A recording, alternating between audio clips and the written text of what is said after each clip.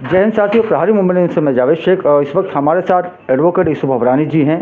इनसे हम जानना चाहेंगे, जैसा कि आप जानते हैं कि मराठी और हिंदी विवाद रुकने का नाम नहीं ले रहा। वहीं पर जो है कि नीतीश राणे का बयान जो आ रहा है वो एक अलग ही तरीके से जा रहा है। सर जी, नीतीश राणे का बयान आ रहा है कि मीरा रोड नया नगर जो है वहाँ शरई कानून चलता है और मदरसे में जो है गन वन क्या क्या मिलता है। हालांकि बात तो हिंदी और मराठी की चल रही है, लेकिन वो कहीं ना कहीं मुस्लिम को भी बीच में ले आ रहे हैं। क्या कहेंगे आप? देखिए, नीतीश राणे पिछले 2 साल से अनाप शनाप बोलता है। उसका मकसद भी साफ नज़र आता है। वो हिंदू मुस्लिम में नफ़रत पैदा करने का काम दिया गया उनको, और उनकी पार्टी की पॉलिसी है कि जितना मुसलमानों को तुम दबाओगे, उनके खिलाफ़ बोलोगे, उनके खिलाफ़ माहौल तैयार करोगे, उतना हमारा हिंदू वोट तैयार होगा। वो जानते नहीं कि हमारा हिंदू भी बहुत सेक्युलर है, बहुत समझदार है। वो समझता है कि बीजेपी बार बार हिंदू मुस्लिम इसलिए करती है कि उनको हिंदुओं का वोट चाहिए। लेकिन आज हमारा हिंदू समझता है कि ये माहौल ख़राब करने के लिए सिर्फ वोट की राजनीति करते हैं। तो अभी ऐसा कोई होने वाला नहीं है। हम लोग भी समझते हैं कि वो ये इस तरह क्यों बोलते हैं। ये लगातार मुसलमानों को बुरा बोलना, उनके खिलाफ़ अनाप शनाप बोलना, और ये तक बोलना कि मस्जिद में घुस के मारूंगा और हरे सांप है, ये सब स्टेटमेंट हेट स्पीच में आते हैं। हमको ताज्जुब तो इस बात का कि पुलिस और कोर्ट्स कुछ एक्शन लेती नहीं उसके ऊपर, जबकि नीतीश राणे के खिलाफ़ 7-8 केसेस कोर्ट में पेंडिंग है और 7-8 केस में वो बेल पर रिहा है और मिनिस्टर भी है। तो मिनिस्टर को इस तरह बात करना भी नहीं चाहिए।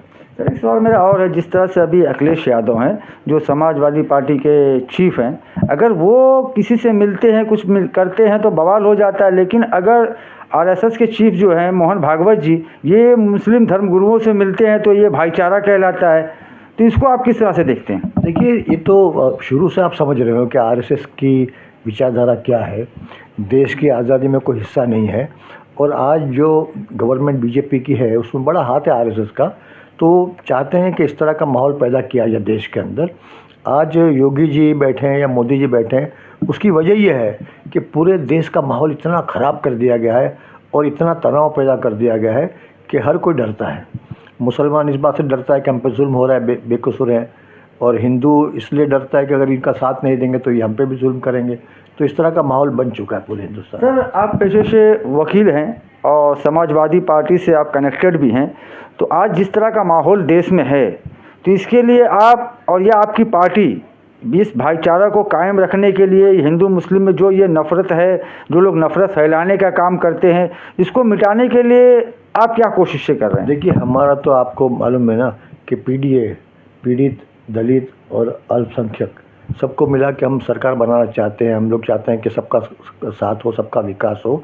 और वाकई में अगर देखे जाए तो हिंदुस्तान में एक वाहिद पार्टी सेकुलर बची है, वो समाजवादी पार्टी है। तो क्या ये मान लिया जाए कि जिस तरह से अभी आपने कहा पीडीए, तो क्या आने वाला जो कॉरपोरेशन का इलेक्शन है तो इसमें आपकी पार्टी जलवा दिखाएगी?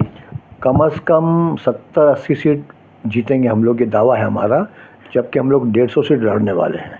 और हमने सर्वे भी कर लिया है, जगह जगह हमारी मीटिंग्स भी हो रही है और बहुत ही ज़्यादा अंडर करंट चल रहा है।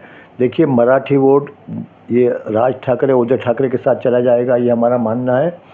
और जो मुस्लिम वोट है जिस पर कांग्रेस आज तक टिकी हुई है, जबकि कांग्रेस तो डूब चुकी है, उसका जहाज़ डूब चुका है, उनकी नसों में खून बाकी नहीं है अभी, तो वो बिल्कुल कुछ नहीं कर पाएगी। और टोटल मुस्लिम वोट, दलित वोट, ओबीसी वोट हमको मिलने वाला है। चलिए ठीक है, धन्यवाद। तो अभी आपने देखा कि हमारे साथ एडवोकेट यूसुफ अबरानी जी थे। इन्होंने कहा कि आने वाले इलेक्शन में जो है पीडीए जो है अपना करिश्मा दिखाएगी, और ये समाजवादी पार्टी जो है जिस तरह का आज माहौल है देश के अंदर हिंदू मुस्लिम लेके जो नफरती माहौल चल रहा है उसको कहीं न कहीं मिटाने के काम करेगी।